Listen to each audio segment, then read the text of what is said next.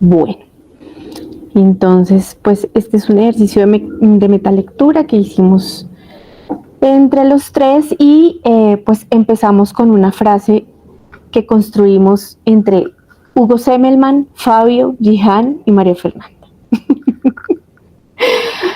Entonces dice, el poder necesita cada vez más de almas rotas, así como las almas rotas de la subordinación al orden.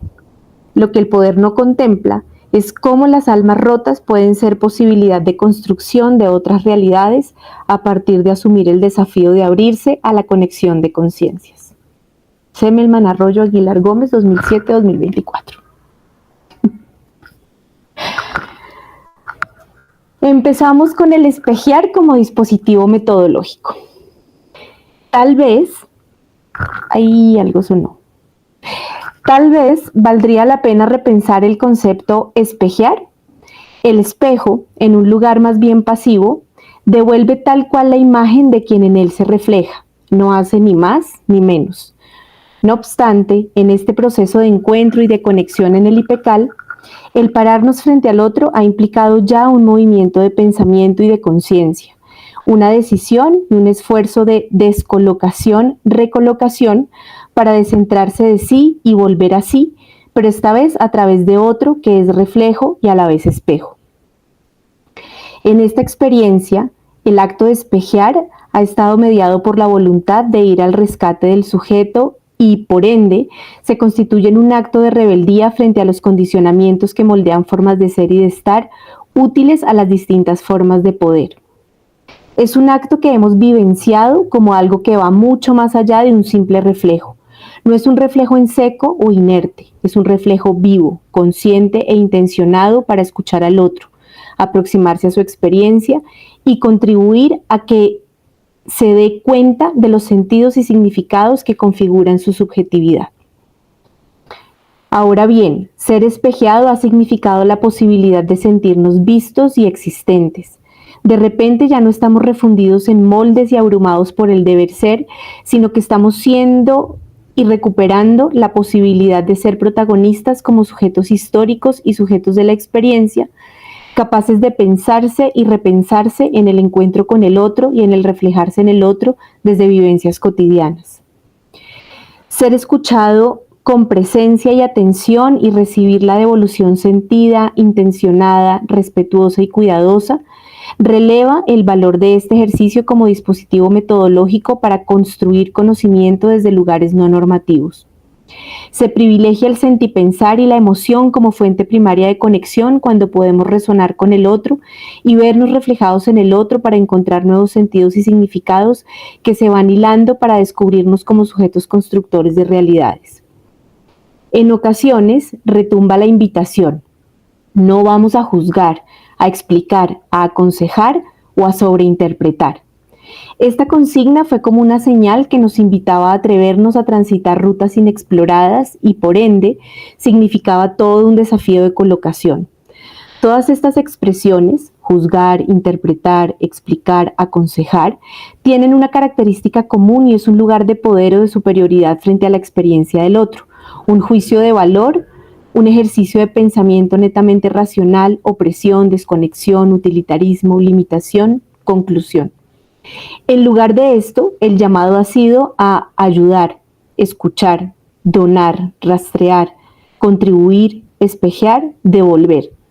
Todas ellas sugerentes de movimiento que ponen de presente a un otro con el cual entrar en relación como condición necesaria para la recuperación del sujeto. Donar la pregunta es en sí mismo un acto de generosidad que transgrede lo meramente transaccional y racional.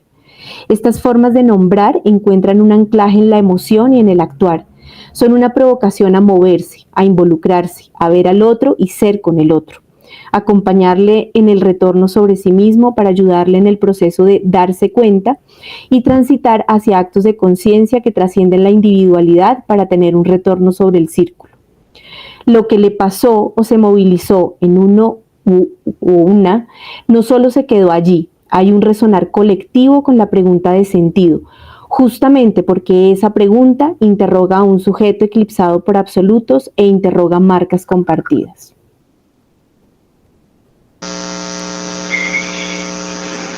las preguntas de sentido y significado y su vocación liberadora. En este proceso de transitar y reconocernos dentro de nuestra historia y contexto, las preguntas han sido una herramienta fidedigna de posibilidad y alternativa frente a la creación de conocimiento, ya que la pregunta por sí misma es provocativa del pensar para y con, es decir, del acto de pensar como acto de libertad. Al compartir los significados que envuelven en cada uno de nosotros el sentido de cada pregunta, María Fernanda nos invitaba a mirar cómo el poder de la pregunta puede también estar acompañada de su estética, es decir, de cuándo emerge, cómo y desde dónde puede colocarnos para que emerja a quien pregunta, dándonos la posibilidad de relacionarnos entre la situación vital del sujeto y su capacidad de plasmar belleza o verdad. Las preguntas a lo largo de nuestras vidas han conllevado a significados de medición y o evaluación, donde la pregunta se ha vuelto el contenedor determinante de quién es, quién sabe y cómo lo sabe, provocando una constante competencia no solo por dar respuesta, sino la mejor respuesta, sin importar el sentido y significado profundo al que invitan las preguntas con sentido, a un sentido liberador que cataliza potentemente el sabernos sujetos experienciales e históricos. Un aspecto compartido entre nosotros es que hacer preguntas de sentido es un acto no solo que brinda rutas alternativas de dirección, sino que te dan sentido, emocionalidad, permitiéndonos posicionarnos más allá de lo cognitivo racional y de aquellos mandatos parametrales que nos han hecho hacer sin conciencia, dejando de ser con conciencia y conectando con conciencia. Durante este proceso podemos reconocer cómo las preguntas han sido pieza clave de mirarnos para reconocernos dentro de este proceso histórico y en más de una ocasión a cada uno de nosotros nos ha devuelto el sentido de nuestro ser en relación como en existencia. Dichas preguntas no solo han transformado a quien las recibe como regalo, sino también a quienes las invocan para luego transmitirlas, ya que el proceso de hacer preguntas es también un proceso de reconocimiento del ser mismo y del ser reconocido como el otro, donde finalmente al compartir la pregunta se da la conexión, se converge entre ambos para mirarnos y reconocernos desde nuestra historia y emocionalidad compartida frente a la línea histórica que caminamos. Como parte de vivirnos y acompañarnos en los círculos, la experiencia ha sido desde una escucha amorosa y una elección cuidadosa de brindar y donar preguntas con sentido, donde la pregunta hacia el otro es una forma de acompañar y espejear, provocando una acción liberadora para ser sujeto y rescatar al sujeto. Dicho rescate en el círculo nos ha significado el mirarnos, sentirnos, reconocernos que estamos y existimos. Acompañarnos desde la pregunta en los círculos ha sido la forma más dignificante, amorosa y respetuosa de ir conociendo y reconociendo a un ser, que aún encontrándonos en latitudes tan lejanas del mundo, podemos mirarnos y sabernos pertenecientes y acompañados de seguir insistiendo y resistiendo en la gestación de espacios empoderantes, vitalizadores y dignificantes, donde prueba que el amor, el cuidado, el interés genuino por el otro, la cercanía y la esperanza son prueba vital para la validación de saberes y la construcción de conocimientos. Desde lo parametral, lo teórico no hace preguntas, ya que ha venido nombrando y determinando lo que nos pasa, pero es carente del sentido más profundo. No pregunta lo que sentimos con lo que nos pasa. El círculo y la conexión de conciencias. El círculo ha simbolizado estar al lado del otro. Fuese utilizado por los pueblos ancestrales de lo que hoy conocemos como América para compartir la palabra, la misma que crea realidades, resuelve conflictos y solventa necesidades. Estar al lado, no al frente, no detrás, ni por encima o por debajo, sino al lado. Significa la reunión de seres en iguales condiciones, es decir, Reflexionar en círculo transgrede las relaciones de poder normales en las que decimos sin escuchar y oímos sin hablar, de manera vertical y en muchas ocasiones hasta violenta. El reunirse en el círculo es una experiencia enriquecedora para el sujeto. Para nosotros ha puesto sobre la mesa la necesidad de darse cuenta, de darnos cuenta quiénes somos y dónde estamos. Ha procesado una gestación de conciencia que nos llevó a reconocer lo que uno es, que valga decir, está condicionado por lo que los otros son. Así, desde diversas realidades de Latinoamérica, en pleno siglo XXI, y sin importar las condiciones de la virtualidad, el círculo de reflexión ha dado el sentido de aproximarnos, desde una mirada crítica, a nuestra condición humana.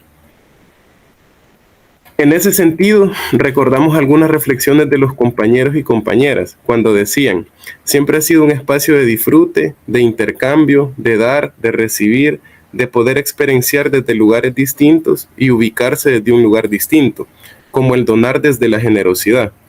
Me ha marcado mucho, lo que ha implicado construir el conocimiento desde un lugar distinto y reconocer que me posiciona de otra manera frente a la vida, sintiéndome acompañada y cuidada, y cuidando al otro también, sintiéndome muy bien. Eso lo dijo Maffer en algún momento. Desde ese lugar distinto ha emergido lo que aquí denominamos conexión de conciencias. Los sábados se volvieron un espacio de desahogo, construimos una experiencia que trasciende lo físico, y en esa trascendencia se sanan las heridas que la historia ha dejado en nuestras generaciones a lo largo de siglos de opresión. Por tanto, el círculo de reflexión se presenta como un método de liberación, al menos del pensamiento, porque no es que en el mundo normal no exista una conexión de conciencias, al contrario, esta funciona en pro del status quo, porque no implica análisis, ni crítica, ni mayores habilidades cognitivas, y generalmente no requiere consenso, ya que es impuesta desde la cultura dominante. Romper esas formas de pensar es un acto de rebeldía en sí mismo, y más aún de una rebeldía que interpreta su causa a partir del cómo vive. El sábado se convirtió en un momento de hacer conciencia. Nos conectó en la resignificación de lo vivido por cada uno, por cada una. Nos ancló históricamente a partir de mirar hacia adentro nuestro propio caminar. Fue a partir de un ejercicio en donde Andrea nos puso a puntualizar las experiencias que nos habían marcado, donde me di cuenta que venía del proceso de mi papá. Pero, ¿qué es esto de hacer conciencia? Para nosotros ha significado un movimiento en nuestro yo sujeto, porque representa una rebeldía en contra de lo determinado. Desde ahí se busca que algo cambie, se transforme. La conciencia puede sacarnos de las determinaciones. Aquí recordamos aquella reflexión sobre la doble vida, que se refiere a que por un lado uno lleva una vida apegada a las normas sociales para poder sobrevivir, y por otro lado uno sueña con una vida que quiere, para la cual no tiene tiempo ni recursos. Pero el darse cuenta, el reconocimiento de esta doble vida, supone crear estrategias para trascenderlas, porque no deben estar peleadas, más bien pueden ser aprovechadas como un punto de partida para realizarnos como sujetos humanos. No se trata de elegir una o la otra, sino de resignificar la vivencia de ambas. En fin, consideramos que el círculo de reflexión y su propuesta pedagógica ha sido un espacio no físico, sino una especie de hábitat del pensamiento en el que se conectaron nuestras conciencias, mientras se iban construyendo a sí mismas desde los demás. Nos ha creado un sentido de comunidad, un nosotros que ya llevamos dentro como una parte fundamental de lo que somos, y que además es una parte que sana nuestras heridas de viejas formas de pensar, de pensarse, de pensarnos, las cargas culturales y los prejuicios teóricos. Bajo esta lógica, el círculo ha sido una experiencia sanadora. El retorno sobre sí para reconocerse y reconocernos. Retornar, volver a un punto. Suele ser sencillo, pero se complica si nos preguntamos para qué volvemos, cómo lo hacemos, con qué intención. Y se dificulta aún más cuando el punto es uno mismo, cuando el lugar al que se retorna somos nosotros mismos. El ejercicio de retornar sobre sí mismo nos enseñó que verse en los demás invita a destruir lo que creemos ser, lo que nos dicen que seamos, el orden de la vida que nos imponen. Y en esa destrucción reconstruirnos como sujetos ubicados históricamente y con capacidad de generar realidades alternas que liberen la condición humana.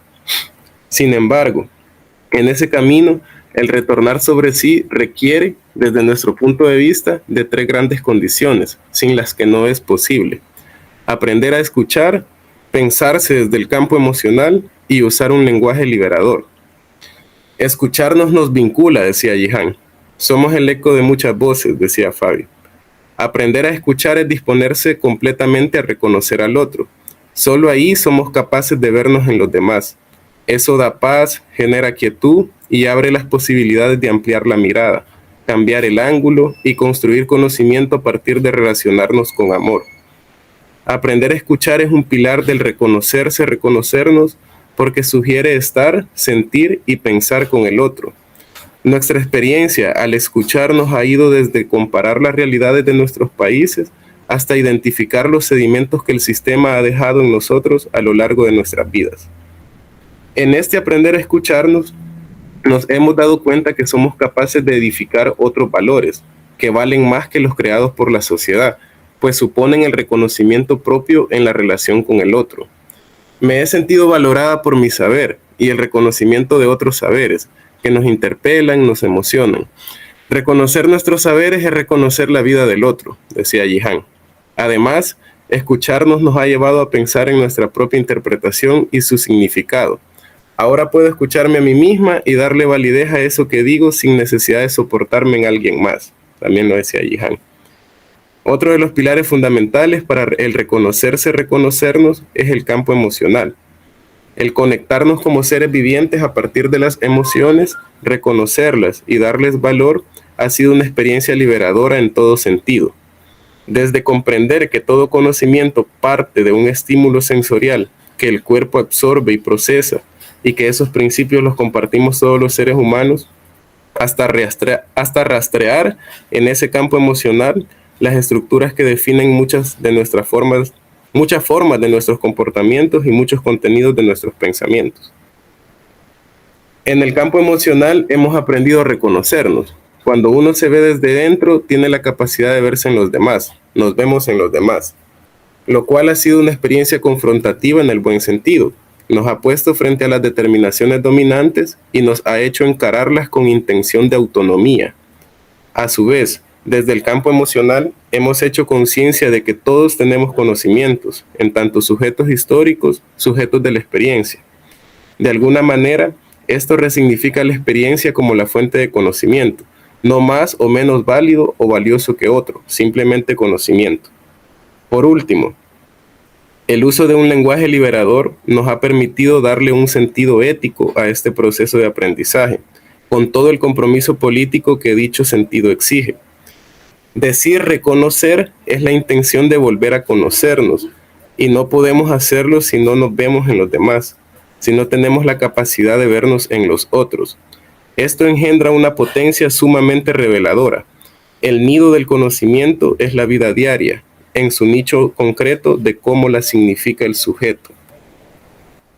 Decir que sin el otro no existimos es reconocer que sabemos lo que sabemos por nuestra relación con los demás. Palabras como donar, espejear, reflejar, etc., y frases como dar sentido, ubicarse históricamente, decodificar las claves, pensar en clave de, han ido tejiendo una gruesa tela de reflexiones que liberan, porque sitúan la palabra creando y recreando las realidades de las que da cuenta, y como quien hilvana con sabia paciencia, han resultado en un sentido de comunidad. Aquí recordamos cuando varios han dicho cosas como solo con ustedes puedo hablar de esto, o lo que decimos aquí no puedo decirlo en otro lado, o con ustedes puedo ser yo auténtica. El lenguaje ha construido una realidad que cambia la establecida en nuestras vidas. Consideramos que nos ha dado una misión de tratar con más paciencia y amor a los demás, sabiendo que somos una misma cosa y que lo que digo puede destruir vidas o construir procesos, y que ahí yace el compromiso ético al que nos invita el hablar en clave del otro. En conclusión, reconocerse a partir de la escucha, del campo emocional y del uso de un lenguaje liberador ha significado reconocernos como un grupo conectado en la conciencia, de la cual el círculo de reflexión ha actuado como gestor. Un conocimiento anidado en el cuerpo y en la emoción. En el último círculo nos reunimos Fabio, Gihan y María Fernanda a hablar sobre la experiencia de circular en el IPECAL.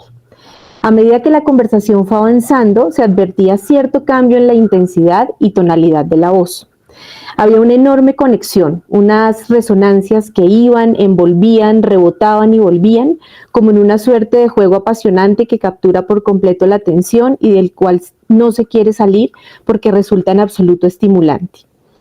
En un momento determinado, Gihan menciona: yo me enamoro del otro cada vez que habla. Y al rato Fabio resuena: es un enamoramiento genial, me conectan más cosas que ustedes han dicho que el ángel de la historia de Semmelman. Y claro, ¿qué puede generarnos más sentido que lo que nosotros mismos, en una suerte de comunidad, hemos podido nombrar para construir conocimiento a partir de nuestras propias experiencias de reconocer y reconocernos en los otros? En efecto, es una experiencia de conocimiento que convoca mucho más que la razón. Como bien lo dijo Gihan, es una especie de enamoramiento, una experiencia que se anida en el cuerpo, en la emoción, que emerge cuando nos damos cuenta de que nos dimos cuenta y por ende nos hemos transformado. Parece entonces que la esperanza emerge cuando se vivencia y se atestigua una epistemología del amor liberadora, transformadora, capaz de generar lazos tan fuertes que van más allá del encuentro físico. Y entonces, ¿qué es esto que llamamos enamoramiento? Puede ser la posibilidad de reconocerse en el otro, resonar con el otro desde una experiencia compartida de construcción de conocimiento. Una especie de euforia que se detona cuando experimentamos el encuentro con lo desconocido, lo inédito, lo no dicho. El encuentro conjunto de sentido, el vínculo único y particular que se teje en el acto de construir con el otro. Maravillarse del acto de conciencia, atestiguar el rescate del sujeto, atestiguar el milagro.